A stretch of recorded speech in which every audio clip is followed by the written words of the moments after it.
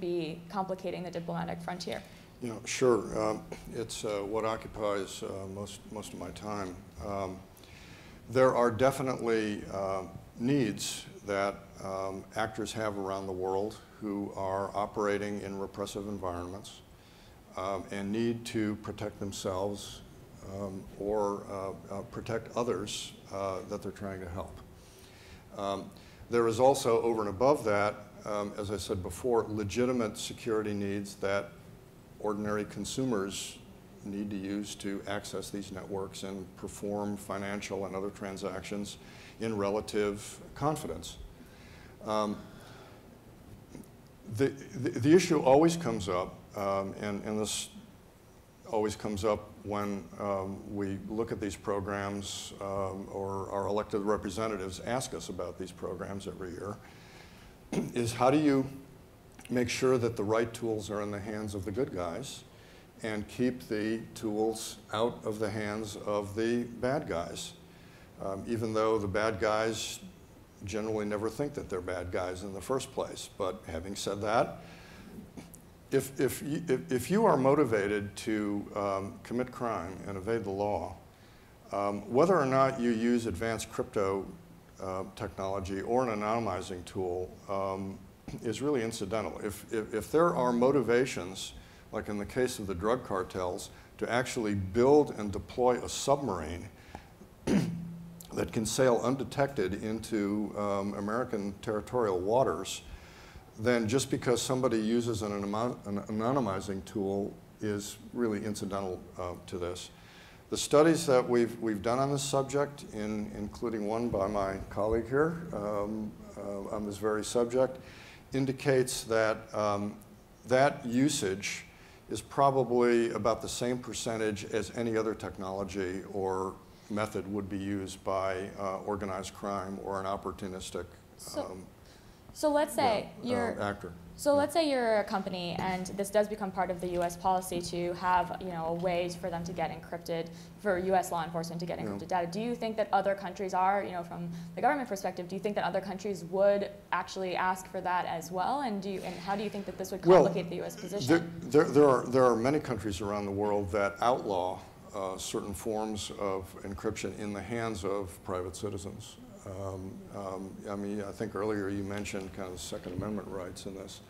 I suppose you could look at it as a Second Amendment right in cyberspace, if you will. But having said that, why do governments do this? Why do governments do this? Because they want to read the mail, and they're concerned about their domestic opposition. And it's sometimes a threat to the legitimacy and the stability of the regime. And to the extent that a government doesn't trust its own people, it's going to crack down on the ability of people to organize and communicate in relative safety. And so, Martin, do you think that you know, by having this discussion here between, you know, as law enforcement and intelligence officials ask for this kind of access here at home, how do you think that that might complicate some of the diplomatic discussions? I'm never one here to say we shouldn't have discussions, because I believe in freedom of speech. But I also believe that 20 years ago there was a similar discussion about the Clipper chip, which is making me feel really old, because the government lost that one really badly. And I don't see anything that's going to tell me they're going to do any better this time. You know, there's just this, I'll say quasi-statistic, because I'm not 100% certain it's true, but I'm willing to bet on it, okay? With the exception of defense companies and telephone companies, every single large IT company has more customers overseas than they have in the United States, which means that the average customer of every large IT company in America is subject to being surveilled by U.S. intelligence sources. And that is, of course, going to affect the decisions made in corporate America. And do you have anything you want to add on this topic? Or? What I would say is a couple of things emphasizing some of the points up here. Number one, if there's a forced front door in a product and service environment in the United States. The same thing would occur in other environments, reciprocity in foreign affairs. This is just how things happen. The other thing is, as my colleagues here stated, basically, if you were to force that kind of change, the bad guys are just going to go to alternative technologies. And so all you're going to do is move a set of people to alternative technologies where it becomes increasingly difficult to kind of find them. Encryption is a good thing. Encryption needs to occur at scale, data in motion, data at rest, and we need to continue to work on conversations around the appropriate roles, both for privacy of our domestic citizens, as well as for the privacy of our international customers. And what, again, that whole thing that I said at the beginning, that conversation between states on acceptable behavior, not only in security, but also in intelligence actions, is very important. Okay, great. Well, so we have time for some questions. We are running out of time a little bit, so maybe we'll take two at a time if we can we do that? Does anybody have any questions? Yes, right here, and we'll go straight next to, does anyone else have a question? And then back in the back right after.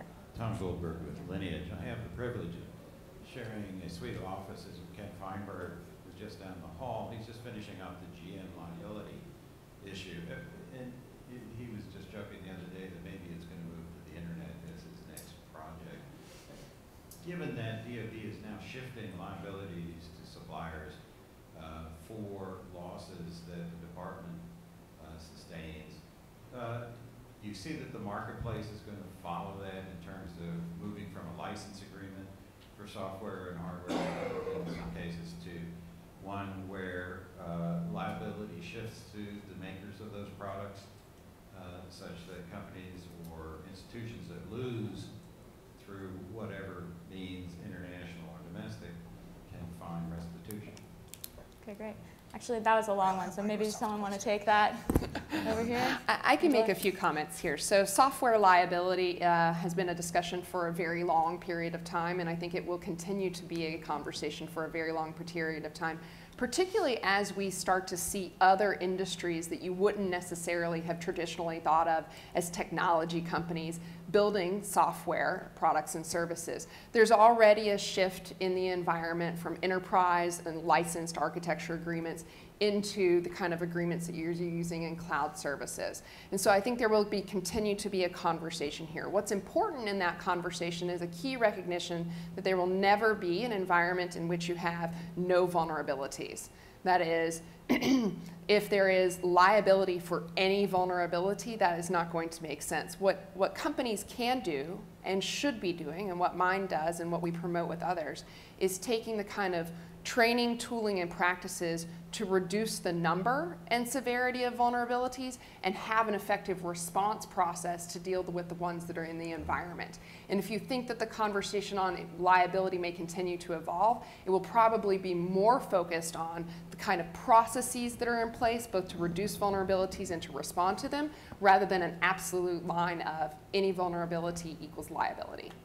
Eric, do you have anything you want to add quickly? Well, yeah, that's all good and proper. There's a next step in the process, and that is that there's a growing move to try and have a legal regime, laws that would compel disclosure of compromises to data, so that companies would be put in a position, if they collect personal information and there has been some exfiltration of it, that they would be obligated to inform their customers or inform the public.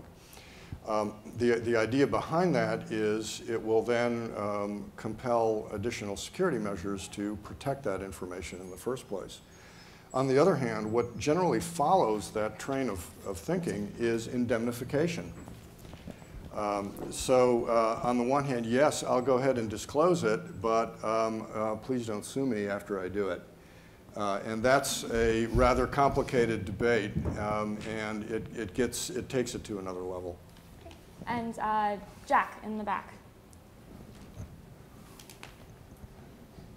Hey, this one's a little more 30,000 foot question, but I mean, if I don't misunderstand the comments made by Barton, it seems like very crassly the position is before the Chinese agreement, we have private industry, mostly led left to fend for itself, and then afterward, we're sort of, I think we heard earlier in the day, waiting on whether or not we can rely for any other outcome.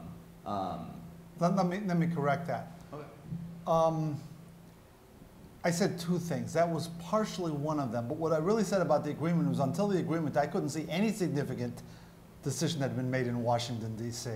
If this agreement works, that may have been the first example. Right. And I think my question was, I just wanted to get the other two takes on that same deliberation. So I would say both government and industry obviously have key roles here. There have been, I think, progress both here domestically and internationally, and governments working to both recognize the cybersecurity challenges and kind of both think about how to improve their own defenses and the defenses of, for example, what's going on in the marketplace with critical infrastructure. At the same time, there are a lot of capabilities in the private sector, and we have clear responsibilities in this space as well. And so I wouldn't say it's either or. I would say that I think there has potentially been more out of the private sector that has been able to effectuate change. But governments, I think, as someone said earlier, the Pentagon doesn't necessarily move fast. And that doesn't just relate to this government. It relates to governments around the world. And they really are, again, kind of struggling to understand this space. And that's why conversations like this are so important. Yeah, clearly I would agree that that dialogue is an important one, if only to find out where the boundaries are going to be in this space. But it also leads to questions about a very, very different conception of the way the internet, if you will, should be organized technically and governed. Whether there should be essentially a flat structure that we have now with one DNS registry and a multi-stakeholder model, as opposed to essentially the way telecommunications grew up in the early 20th century, where you had national systems that essentially were connected to one another to form a global network. Very, very different models. They accomplish very different things, and national interests are very different in each case. And we have time for one more question. Does anyone have a last question for the panel? Yes, we here in the middle here. Thank you. I'm Josh Marciano with International Technology and Trade Associates. My question is directed more towards Angela. I was hoping you could give industry perspective on the trade-offs of the U.S. using sanctions. On the one hand, sanctions can deter cyber-enabled economic espionage. On the other hand, it could lead to retaliations from a large country like China that could either due to tougher regulation or push other contracts. Great question. In some ways, you again, a little bit answered the question. I think sanctions are an important tool in the toolbox, but the application of sanctions, both with regards to the scale of consequence in which they are getting considered, the scope of potential actors that are in consideration and how those get implemented, and then to a point Martin raised earlier, the case that is behind that and the degree to which there are other countries who are in agreement with those actions really creates a space. So again, important in the toolbox, but the application of that tool needs to be considered incredibly carefully because of exactly what you raised. Again, this idea of reciprocity. If there are particular sanctions taken against one state, you could quickly see retributional sanctions taken against, for example, US ICT companies, and that just creates a tit for tat in the environment that does not do a lot to improve security. As you start limiting the access to different innovations in the global marketplace, that's kind of bad for security for everybody. Great. You know, the point is not to escalate the conflict, but to manage it, right? So And you don't want it to do that. And you don't want it to do that, okay? Great. Well, that's a great note to end on. Thank you all for being on this panel. We're very glad to have you. And thanks to all of you who came out in the rain to see our cyber strategy discussion. Hope to catch you next week at our cyber research and development event with the DARPA director and many other exciting folks as well. So thanks so much for coming.